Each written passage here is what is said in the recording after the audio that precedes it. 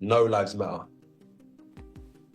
It's a straight war. I'll be real with you. It's war. We're at war. This isn't like they say. There's no friends at war. So I respect the guy. As you said, he's done well, all that good stuff. But we're fighting. To fight? Not as of yet. I'll be honest with you. I don't want to go get my head bashed in. Sparring is sparring, and we can see some sort of technicality being shown. Now, a lot of people are calling it fake. They're saying that it's set up. Jared Anderson, Lawrence Okoli, some of the best the sport's got in the heavyweight division. And he said there's no way these guys are actually going in there and sparring to the full extent. Look, you're a fighter. You've had so many camps throughout your life.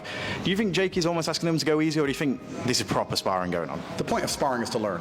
The point of sparring is not for them to get in there and give Jake a concussion so he can't fight. Anthony Joshua has repeatedly called out Jake Paul's viral knockout sparring clips, labeling them exaggerated and misleading. He insists that real sparring is competitive, balanced, and intense, not staged for highlight reels. Joshua warns that once the bell rings, the truth will be exposed inside the ring. Still, despite questioning the authenticity of the footage, Joshua maintains respect for Paul, recognizing him as a legitimate opponent willing to step into real competition. The boxer? Yeah, definitely. He's always wanted to be a boxer. He's got a stand-up game. I respect him as a boxer. Several analysts have questioned the credibility of Jake Paul's sparring footage, arguing that it appears selectively edited to showcase only knockout moments. They contend that isolated clips fail to reflect his overall performance, conditioning, or defensive ability. Critics suggest that releasing at least 3 to 4 uninterrupted rounds would offer a more accurate assessment of the sparring sessions. They also note that the sparring partner involved lacks elite-level skill, making him significantly easier to hit than a top heavyweight. These factors have fueled doubts about how representative the footage truly is and whether Paul's effectiveness against high-level opponents can be fairly judged based on such limited highlights. The sparring videos, that I agree with that. If we're going to see that clip of you knocking this guy down, we want to see at least a full round. We want to see what you're actually doing. If you're going to show us knocking this guy down, show us more. Is his opponent any good? Okay, that's another very good question. His opponent may just be, and we couldn't really see much of him there. He didn't really throw a shot. His opponent might be a nobody. His opponent might be a guy who started box fit a few weeks ago. So that's a very good point. It's things like this we have to actually ask when we, boxers essentially putting up videos of them knocking people out. Who is this guy? You need to know that, because then that kind of qualifies that knockout or knockdown to be good or bad. Cheap. Andrew Tate has weighed in on Jake Paul's sparring sessions, suggesting that the heavyweight partners are not giving full effort. He explains that while sparring is meant for learning and development, these sessions appear controlled, with fighters holding back rather than applying real pressure. According to Tate, because the sparring partners are being paid by Paul, their priority is completing the work rather than seriously testing him. As a result, punches lack full intensity and defensive pressure is reduced, limiting the realism of the exchanges. Tate adds that although this type of sparring may help Paul rehearse techniques, it does not accurately replicate the demands of facing a truly high-level, competitive opponent. That's everything wrong with the sport. I think as a boxing purist, it's quite upsetting to watch, young fighters struggle to pay the bills and struggle in little shithole gyms around the country trying to get big money fights and going through the Olympics and going through the amateurs and not being able to pay their bills. And I understand how frustrating that can be. So I think that's where the frustration comes from. I don't think it's everything that's wrong with boxing. I think that anything that gets people to tune in to a boxing match is good for the sport. One more comment that he said was, Jake's been sparring Frank Sanchez, Jared Anderson, Lawrence Okoli, some of the best the sport's got in the heavyweight division. And he said there's no way these guys are actually going in there and sparring to the full extent. Look, you're a fighter. You've had so many camps throughout your life. Do you think Jake is almost asking them to go easy, or do you think this is proper sparring going on? The point of sparring is to learn. The point of sparring is not for them to get in there and give Jake a concussion so he can't fight. So are they trying to knock Jake out? No. But are they giving him enough? Gareth A. Davies pulled no punches when addressing Duke about Jake Paul, warning that Paul could be forced to flee like a thief in the night. Referencing the devastating knockout he witnessed Francis Ngannou suffer, Davies emphasized that this matchup is far more dangerous than many fans realize. He argued that stepping into the ring with an experienced heavyweight like Anthony Joshua presents risks Paul has never encountered before. According to Davies, the seriousness of the challenge will become clear the moment the bell rings, turning this fight into a genuine test rather than just another spectacle or publicity-driven event. Go on, I watched him knock out Francis Ngannou inside 2 rounds. Yeah. How can that go 3 rounds with Well, Jake Paul? It's very hard to knock out somebody that just hasn't come to fight and somebody that's just trying to survive.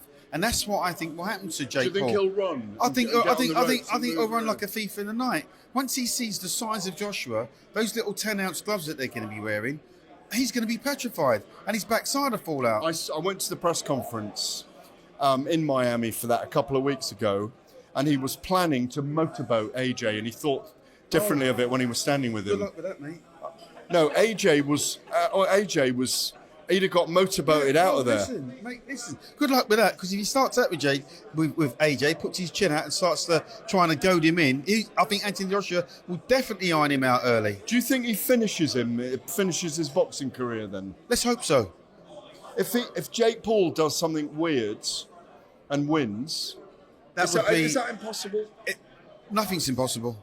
Nothing is impossible. Highly unlikely, but not impossible. If you'd been invited to fight Jake Paul for 25, I've heard it's 25 million. That's me behind the scenes. Other people have told me it's 60. Other people have told me it's more for Anthony Joshua. If you had been a current world champion and you'd been offered that fight with Jake Paul, would you have taken it? 100%. So he had to take it. He had to take it. So you've got nothing against him taking it? I've got nothing against him taking it, spending the money even. Still got nothing against that. My concern is for the health and safety of Jake Paul and the sport of boxing. Because boxing will be pulled into the dock if something happens to Jake. It would never have been licensed. Jake Paul has spoken openly about the intensity of his recent training, revealing in interviews that sparring with top-tier heavyweights has left him physically bruised, including suffering a nose injury. While promotional clips emphasize knockout moments, the full sparring footage suggests a more complex picture. Analysts reviewing the sessions have pointed out instances where sparring partners appear to exaggerate reactions to Paul's punches, sometimes drifting toward the ropes after relatively light contact. These observations raise doubts about how accurately the highlights reflect Paul's true in-ring effectiveness. While the clips may impress casual fans, observers caution that they do not necessarily indicate readiness for a fighter with Anthony Joshua's experience, power, and composure at the elite level. Couple millimeters to this camp. I'm not gonna lie, this sparring, the heavyweights, my nose has slight little something in there. A guy by the name of Frank Sanchez, he definitely cracked it a little bit. But yeah, man, it's bad. Wait, hold on. Look at that, dude. It's like Squidward, dog. But don't respect me for getting in there. Respect me when I beat his ass. I'm not just walking into a fight. I'm going to win. That's what's going to shock the world. I will become the king of... Analysts reviewing Jake Paul's knockout sparring sessions have questioned their authenticity, noting that opponents often appear to react disproportionately to his punches. In several cases, sparring partners move toward the ropes or corners after relatively minor strikes, creating the impression of overwhelming dominance. Critics argue that these exaggerated responses may not accurately reflect Paul's true in-ring effectiveness. By giving ground so easily, the partners help produce highlight moments that make Paul look more powerful than he might appear against an elite-level opponent. While the clips serve as effective promotion, commentators caution against viewing them as definitive evidence of readiness for a seasoned heavyweight with proven skill and experience. Shot did it or something like that. Like, even if you, especially if you see a replay, sometimes it happens so fast. Like, if it's a replay, usually like, oh, there's a one, or like you get a reaction when someone gets hit. You're not like, oh, I wonder if. Like, if you're questioning it, then typically the fighter gave in or decided to kneel down or push himself out of the ring or wanted to get out of the fight. You can tell right away. Like, when I land a body shot on somebody or when I got hit by a body shot, you could tell. I don't know, you guys can make your own assessment, but to me, this is a little sketchy. To me, the person he was boxing, obviously. BJ Flores, a former trainer of Jake Paul, offered deeper insight into the mindset behind these choices. According to Flores, Paul's objective is not simply to entertain, but to prove he can compete on equal footing with legitimate professional boxers. Unlike many of his earlier opponents, who came from celebrity backgrounds or other sports, Paul is now deliberately testing himself against bigger, more technically skilled fighters. Flores emphasized that this approach reflects genuine ambition and courage, signaling that Paul is serious about moving beyond novelty bouts and being taken seriously within the boxing world. Very tough fight, and to anybody in the industry, Anthony Joshua is a world champion, a gold medalist.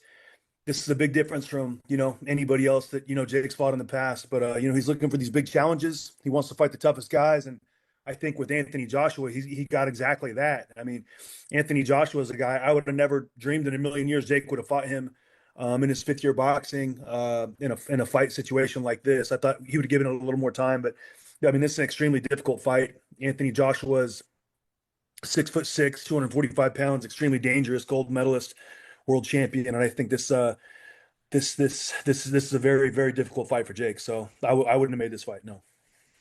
What do you give it in terms of percentage wise? Like 60% AG wins, 40% Jake Paul wins, or 50-50, 70-30? How do you give it? Well, I mean, you got to go up when you go off the resumes. That's what I go off of. A lot of people will say potential, like, oh, this could happen, this could happen. I only go off like who's beaten who. So if you look at it on paper, it doesn't look like Jake has any chance on paper, but I think that's probably why he wanted to make this fight. And like I said, I'm not in the camp, so I don't know all the conversations that are going on in Camp Jake Paul right now. But on paper, this looks like an extremely difficult fight. And any boxing experts, that I've talked to, whether it's former fighters or whoever, just they don't give Jake any chance at all. I'm not saying he doesn't have any chance. I'm not saying that at all. I'm just saying that everybody in the know-how as far as the boxing world, they're like, Jake has zero chance to win this fight. And it is on paper though. It does seem like it's early, and it does seem like it's premature in my opinion. So what are you giving it then? A 90-10? Like AJ's had, I don't know, probably I want to say. Despite these efforts, critics have questioned Paul's selection of sparring partners. Analysts note that while his partners are heavyweights, they differ greatly from Anthony Joshua in reach, technique, and adaptability. One frequently cited example is the knockout of Greg Hardy, which has been widely circulated in highlight reels, but criticized as misleading, with Hardy viewed as relatively easy to hit and the footage potentially overstating Paul's dominance.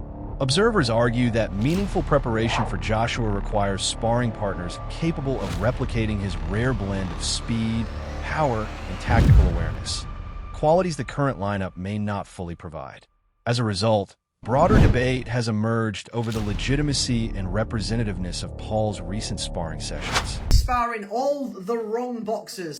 His preparation for the Anthony Joshua fight, and let me tell you why. The names that he's got here are Jared Anderson, Frank Sanchez, and Lawrence Okolie.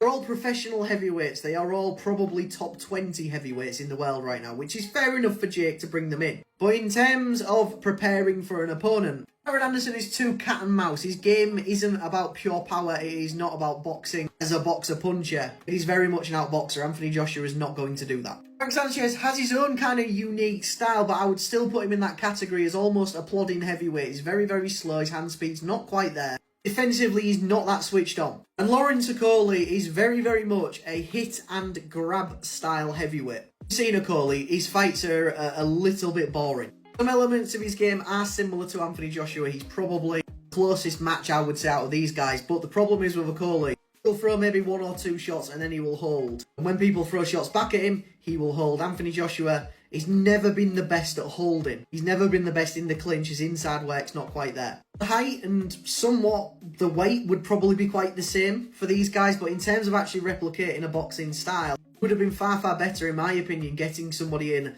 like maybe a Tony Yoka. Even potentially drafting in Daniel Dubois if he's available. Maybe even a Filip Hergovic. I know Richard Riakpor's just had a fight, but Riakpor, in my opinion, would have been a better pick than all of these guys. Yeah, that is why Jake Paul has chosen the wrong sparring partners. Why this fight's going to be horrible for Jake. But I'll give him his respect. Fair play for bringing actual pro heavyweights in for sparring. Let me know in the comments, do you think these guys are good sparring partners? Think I'm wrong? Or do you agree with me? To improve Jake Paul's chances in the fight. Hit that follow button if you made it this far, and as always, I like a favourite, saving a share. Chael Sonnen responded to comments from former heavyweight champion Bermane Stiverne, who claimed he had heard Jake Paul suffered injuries during training.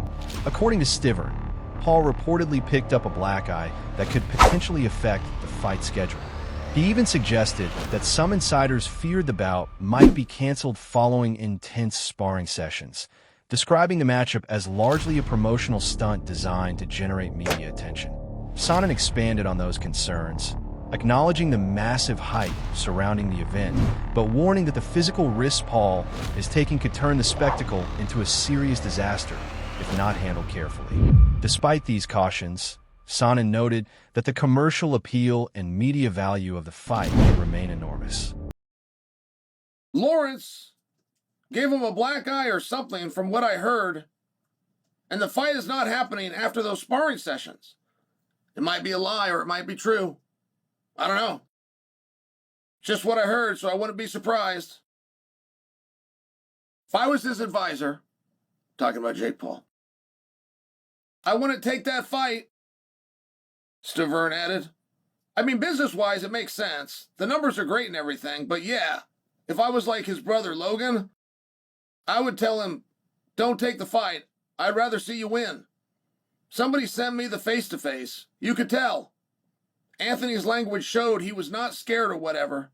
In my point of view, this is going to be a disaster. That breaks my heart. I'm sorry. I am sorry to Bermain Sterveen that the educational system has failed you so greatly. I'm sorry to Bermain Sterveen that you were the heavyweight champion of the world. I'm not sure I'm pronouncing your name right. I apologize to Bermain Sterveen that you were the heavyweight champion of the WBC, and I have never read your name until right here, right now. Now, I'm not looking to be a dick about it, but this is bad. This is very bad stuff. I heard somewhere not long ago, I don't know where. Well, Bermain, let's help retrace your steps. Where have you been recently? Did you hear it today? Did you hear it at the gym where you told us on the phone? I know you didn't read it somewhere. So, Bermain has information, but he doesn't know where. Analyst Joey Knight noted that Jake Paul fully understands how high-profile fights generate global attention and significant financial reward. A matchup with a former world champion like Anthony Joshua guarantees widespread coverage across mainstream media, social platforms, and boxing circles. According to Knight, the spectacle is carefully engineered to maximize audience engagement and keep the conversation alive, a strategy Paul's team has executed effectively. He emphasized that Paul is aware of the stakes involved and is not approaching the challenge blindly, recognizing both the exposure and the potential career benefits that come with a fight of this magnitude. A lot of cash, maybe not as much as the Anthony Joshua fight, but a lot of cash, and can still have a serious chance of going on to earn even more paydays. Whereas the damage that it could do to his body could be irreversible for that opportunity to earn money in a boxing career going forward. So is this the retirement bag? Or do you actually think you can win? Because I read a study recently, and I believe it said something along the lines of men overemphasize or overcalculate their ability to fight by about 500 times. And I'm saying Jake Paul would probably need to be 500 times better to stand a chance against Anthony Joshua. And I can't get how he doesn't already know this. Surely he has sparred with heavyweights. Surely the recent sparring that he had with the likes of Shakur Stevenson and with the likes of Ray Ford, amongst others, Badu Jack, surely that would have taught you that there are levels to boxing. And if these small guys are able to show you things that you had no idea that you were vulnerable to in a boxing ring, what happens when someone who hits 4, 5, 6 times as hard as that does the exact same thing to you and lands it on your chin? The whole reason of why I know where I am in the influencer boxing scene, in the misfit scene, is because of the level that I have sparred at. I've sparred boys that have gone on to box for world titles. I've sparred with English champions, and I've sparred with Legendary ring announcer Michael Buffer weighed in on the cultural impact of Jake and Logan Paul in modern boxing. He observed that the brothers have brought a younger, digitally engaged audience to the sport, revitalizing interest in events that might have otherwise flown under the radar. Their presence has injected fresh energy into boxing promotion, helping to build a new fan base that follows fights as much on social media. as through traditional broadcasts. Buffer acknowledged that while their involvement has sparked controversy among purists, it undeniably adds a new dimension to the sport and ensures that high-profile bouts like Paul versus Joshua capture global attention. Logan, first of all, are fantastic athletes. You know what Logan does with the WWE and what Jake does with boxing. He knocks people out and everything. And they both have massive fan bases. And for me, it's great to see people get young people that follow them that didn't have, like, you know, they don't remember Ali or Joe Frazier or whatever. It's not in their wheelhouse. So it's great to see them developing fight fans and a big fight atmosphere. So it's very exciting. These two stood face to face, and the comment section on the internet was going crazy. They were like, call the ambulance now, basically. Like, Anthony Joshua looks dangerous standing next to him. Anthony Joshua is, at this time, and has been for years, the biggest puncher in boxing. He's a devastating puncher. So I got to give Jake a lot of credit for wanting to take this fight. Yeah, it's not. A lot of people say it's not smart. If he somehow was able to surprise the world, what does this do for him? The word would be surprised if he shocked the world. But that's exactly why you got to give him credit. He wants to do it. He trains hard, he works hard, and he has a lot of faith in himself. So we'll see what happens. Technically, though, what's the biggest concern for you? What's the biggest tip you can give Jake, knowing that you've watched Anthony so many times?